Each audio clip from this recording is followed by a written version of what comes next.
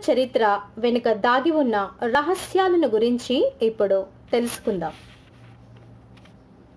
కుతుబ్ షాహీ వంశానికి చెందిన 5వ పాలకుడు మహమ్మద్ కులీ కుతుబ్ షా తన రాజధానిని గోల్కొండ నుండి హైదరాబాద్కు, అది కూడా కొత్తగా ఏర్పాటు చేసిన పట్టణమైన హైదరాబాద్కు తరలించి తర్వాత 1591లో చార్మినార్ను నిర్మించాడు.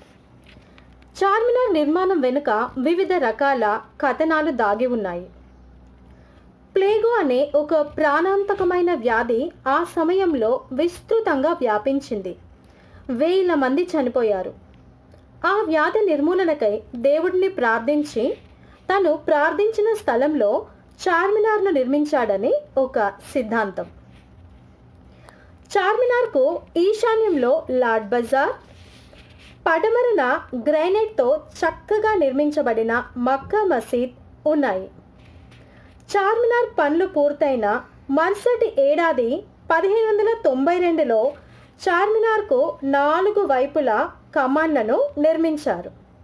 అవి చార్మినార్ కమాన్, కాళీ కమాన్, మచిలీ కమాన్, షేర్ ఏ బాతుల్ అనే పేరిట 60 అడుగుల ఎత్తు, 30 అడుగుల వెడల్పుతో ఇండో పర్షియన్ పద్ధతిలో ఈ కమాండ్లను నిర్మించారు.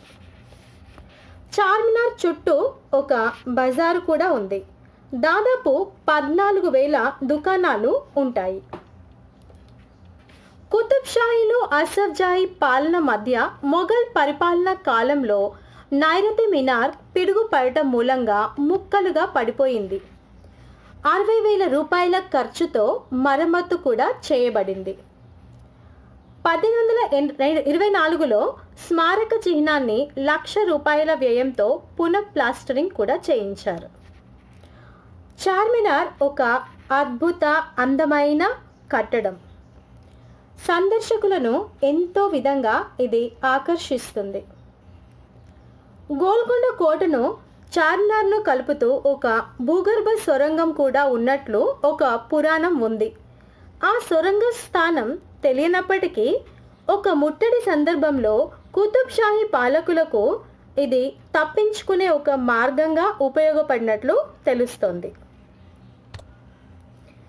హైదరాబాద్ నగరాన్ని పరిపాలించిన అసఫ్ జాహీ రాజులలో 6వ రాజైన మెహబూబ్ అలీ ఖాన్ 1889లో లండన్ నుంచి తెప్పించిన 4 గడియారాలను చార్మినార్కు 4 వైపులా ఏర్పాటు చేశారు.